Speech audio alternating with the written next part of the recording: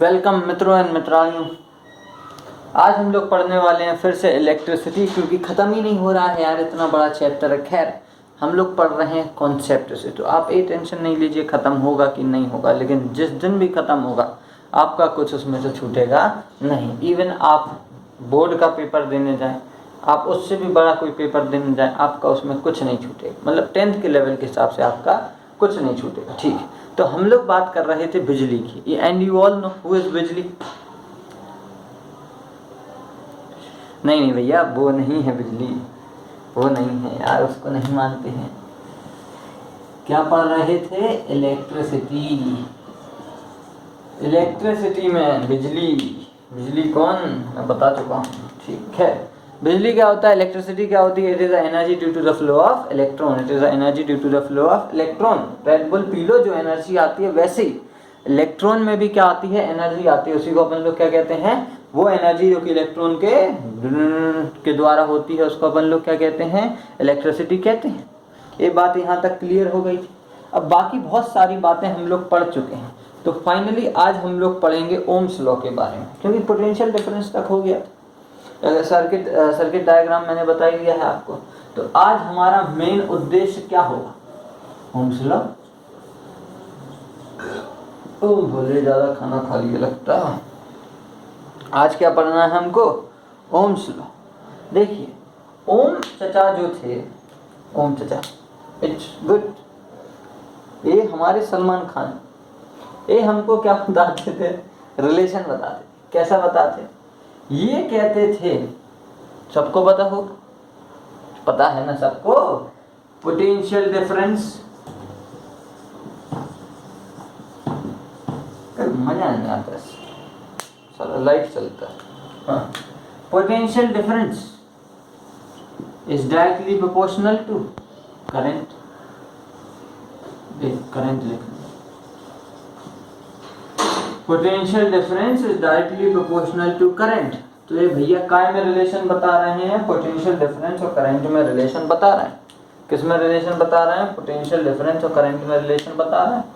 अच्छी बात है, अपने अब्बा का क्या जा रहा है। लेकिन इनने क्या कहा? पोटेंशियल डिफरेंस डायरेक्टली प्रोपोर्शनल होता है करंट के। ये बात सबको पता है। इवन आपने ये बात 9th में 8th में भी हल्की फुल्की ये बात सुनी है।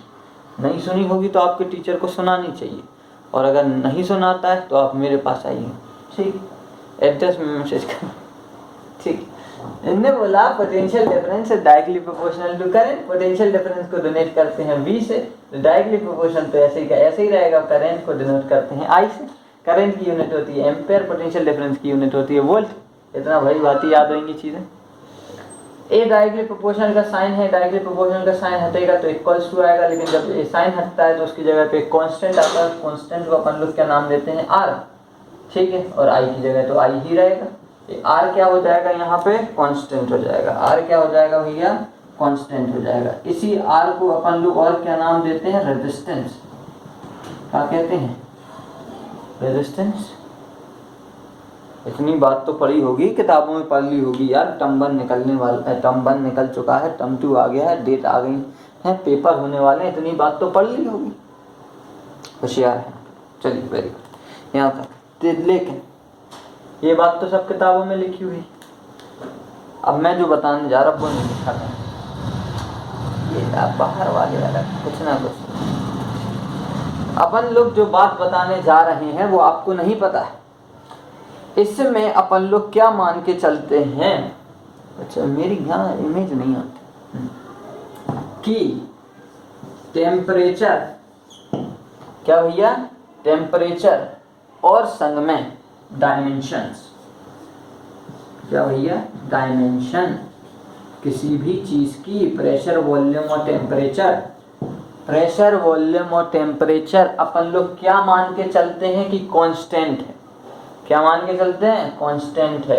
जब भी ओम्स लॉ की डेफिनेशन लिखने जाओ तो उसमें लिखो, क्या लिखोगे भैया? अकॉर्डिंग टू ओम्स लॉ तो लिखोगे, क्योंकि गुरुजी हैं हमारे। According to Ohm's law, under the constant temperature and dimensions, under the constant temperature and dimensions, जो पोटेंशियल डिफरेंस है directly proportional to the current. क्या यही लिखेंगे ना? According to the Ohm's law, temperature and dimensions are constant and therefore V is directly proportional to I। मतलब ये दोनों constant होंगे, जब ये दोनों कांस्टेंट रहेंगे तो क्या हो जाएगा, V is directly proportional to I हो जाएगा। क्योंकि आपको पता है अगर टेम्परेचर बढ़ाओगे तो हीटिंग इफेक्ट ऑफ करंट पढ़ाना पड़ेगा, वो कि लास्ट का टॉपिक है चैप्टर का, अभी तो उसको लाएंगे नहीं, तो बाद में डिस्कस करेंगे। ठीक, तो ये क्या हो जाएगा, एक कांस्टेंट आ जाएगा। यहाँ से अपन लोग क्या ऐसा कह सकते हैं, R इज इक्वल्स टू क्या हो जाएगा ये V अपॉन I। तो R की यूनिट क्या आ जाएगी भैया, V की यूनिट तो वोल्ट होती है, करंट की यूनिट एम्पेयर होती है, तो वोल्ट पर एम्पेयर को अपन लोग क्या लिखते हैं, ओम लिखते हैं। वोल्ट पर एम्पेयर को हम लोग क्या लिखते हैं भैया, ओम लिखते हैं, ओम। कुछ नहीं करना है आपको, दिन में सुबह शाम दोपहर 3 बार ओम बोलना है, तो आपको याद हो जाएगा। बिजली तो याद हो ही गई, ये भी आपको धीमे धीमे याद हो जाएंगे। इतनी बात समझ में आ गई, तो आप ये बात तो क्लियर आपको समझ में आ रही है, मैं भी आपका मान के चलता हूँ। ठीक है, इसके बाद अपन लोग आगे समझेंगे। अच्छा, यूनिट तक हो गया हूँ। अब मैं आपको एक नई चीज़ बताता हूँ जो किताब में नहीं लिखी, देख लेना कहीं अगर लिखी मिल जाए तो। V is directly proportional to I, भली बात ही पता है। V is equals to Ri, this is also you know. Resistance is equals to V upon I, that's also you know. तो क्या हम लोग ऐसा कह सकते हैं, बताइए, कि ये जो रेजिस्टेंस है वो डायरेक्टली प्रोपोर्शनल रहेगा वोल्टेज के या इनवर्सली प्रोपोर्शनल रहेगा करंट के? क्या ऐसा कहा जा सकता है? क्या ये चीज़ें आपकी रेजिस्टेंस डिपेंड करेगा इस पे, वोल्टेज पे, या रेजिस्टेंस डिपेंड करेगा टेम्परेचर पे? करेगा क्या?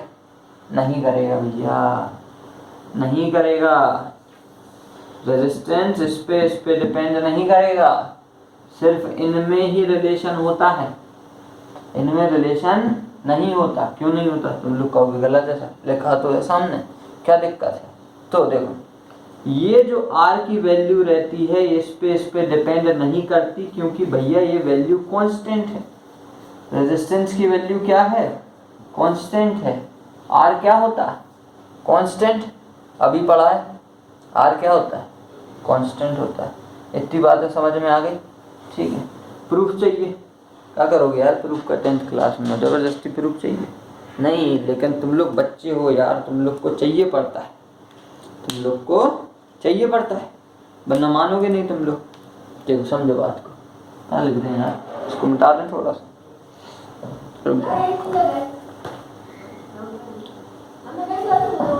देखो समझो बात को, इतना हो गया। देखो आपको प्रूफ चाहिए, देखो तो मैथ कहती है, मैथ के हिसाब से यहाँ लिख देता हूँ, मैथ के हिसाब से अगर कोई चीज़ कांस्टेंट है, मैथ के हिसाब से इफ कोई चीज़ क्या है, कांस्टेंट है, तो आप जो दूसरा वेरिएबल यूज करके, मतलब आप जो दूसरा वेरिएबल उसको दिखाने की कोशिश कर रहे हैं, नहीं मैं दिख रहा हूँ कि नहीं दिख रहा हूँ यार, मुझको यार देखो सीन ऐसा है, मुझको दिखाई नहीं देता क्योंकि मेरे पीछे कोई खड़ा नहीं है।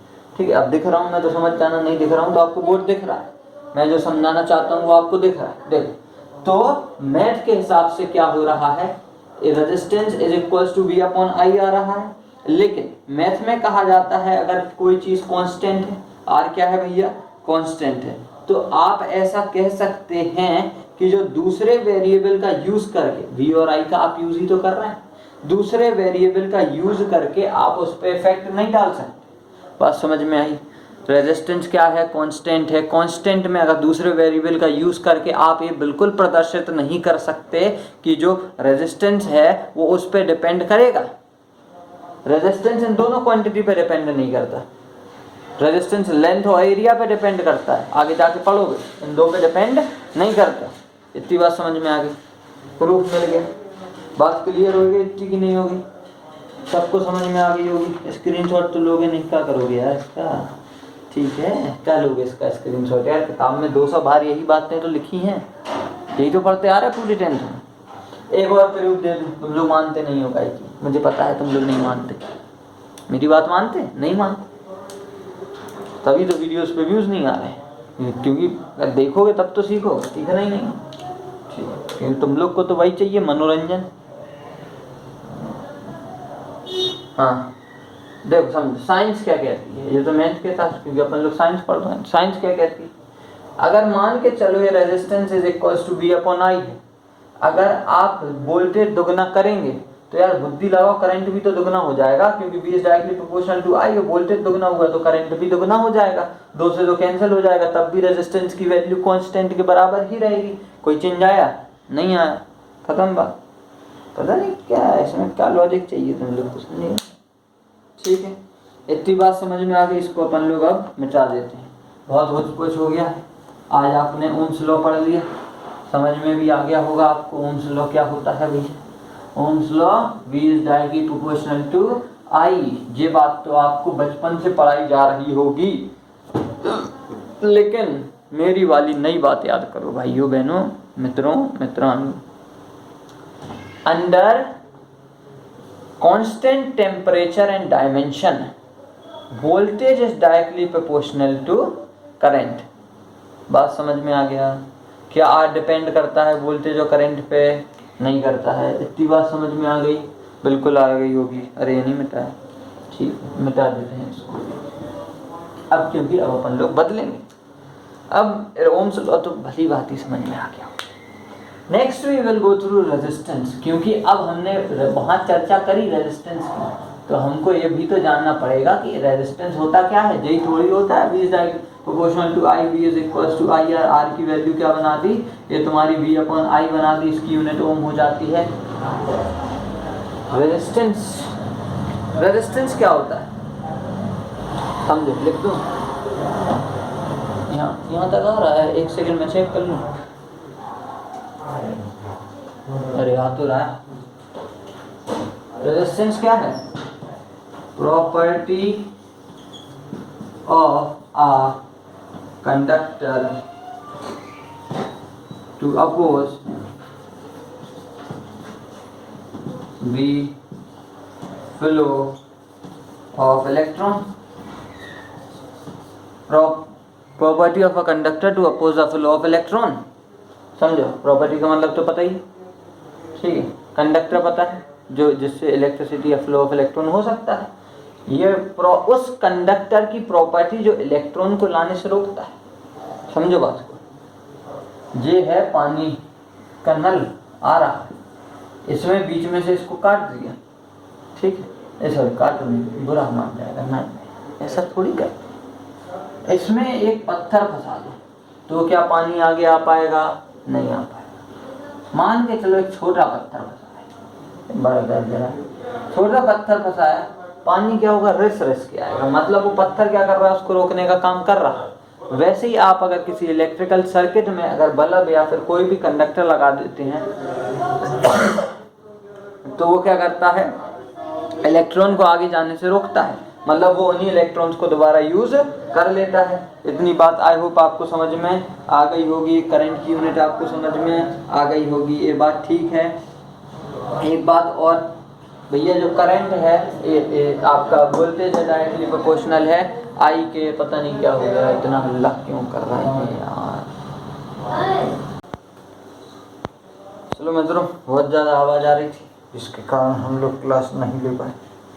अब हम लोग आगे देखेंगे कि अपन ने देखा कि रेजिस्टेंस का फॉर्मूला क्या हो जाता है, V अपॉन I हो जाता है, जिसको अपन लोग डिनोट करते हैं ओम्स, मतलब इसकी यूनिट क्या हो जाती है? ऐसा यूनिट ओम हो जाती है। इतनी बातें आपको समझ में आ गई होंगी। देखो बात समझो, रेजिस्टेंस किसी चीज़ पे डिपेंड नहीं करता, ये मैं आपको पहले क्लियर कर चुका हूँ, क्योंकि ये कांस्टेंट है। अपन लोग दो वेरिएबल का यूज़ करके इसको वेरिएशन शो नहीं कर सकते, क्योंकि खुद में एक कांस्टेंट है तो उसकी वैल्यू भी कांस्टेंट होगी। मैथमेटिकली भी देखोगे, साइंटिफिक प्रूफ में भी देखोगे तो भी ये बराबर होएगा। लेकिन इसको यहाँ पहुँचा दो, इसको यहाँ ले आ दो, तो ये I is equal to V upon R हो जाएगा, I equal to V upon R हो जाएगा। तो क्या ऐसा कह सकते हैं I is inversely proportional to 1 upon R? बिल्कुल कहा जा सकता है। तो ये नॉर्मल सी बात है, जैसे जैसे करंट बढ़ेगा तो रेजिस्टेंस घटेगा, या रेजिस्टेंस बढ़ेगा तो करंट घटेगा। मतलब रेजिस्टेंस क्या करेगा? इस करंट को रोकने का काम करेगा। इनवर्सली प्रोपोर्शनल का मतलब यही तो होता है कि एक चीज़ बढ़ेगी तो दूसरी चीज़ घटेगी। अगर करंट बढ़ेगा तो रेजिस्टेंस घटेगा, करंट घटेगा तो रेजिस्टेंस बढ़ेगा। यही तो होता है, यही सारी चीज़ें तो होती चली आई हैं। रुक गया क्या? ठीक है, नहीं रुका। तो क्या अपन लोग ऐसा कह सकते हैं, ये बात समझ में आ गई। लेकिन ये ऐसा होता क्यों, ये चीज़ ऐसी होती क्यों है? तो बड़ा ही सिंपल जवाब है इसका, फ्रिक्शन। ये भैया इलेक्ट्रॉन होते हैं, उसके बीच में एक दूसरे से टक्कर खाते हैं तो क्या होता है, एक दूसरे के बीच में रगड़ होती है, उस रगड़ को क्या कहा जाता है? फ्रिक्शन कहा जाता है, जो कि रोकने का काम करता है। इतनी बात समझ में आ गई होगी, वेरी गुड।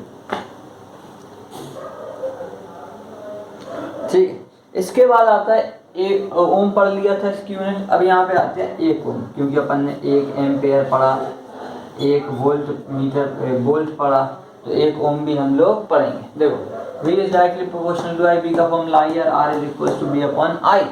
तो इसमें कह सकते हैं कि 1 वोल्ट का पोटेंशियल डिफरेंस जब अपन लोग अप्लाई करेंगे तो क्या होगा करंट में, 1 वोल्ट का मतलब अगर अपन लोग करंट की वैल्यू 1 एम्पेयर रख दें तो वो क्या कर रहा हो, ये उसका पोटेंशियल डिफरेंस 1 वोल्ट हो, तो उसका कंडक्टर से कितना करंट रेजिस्टेंस होगा, 1 ओम होगा।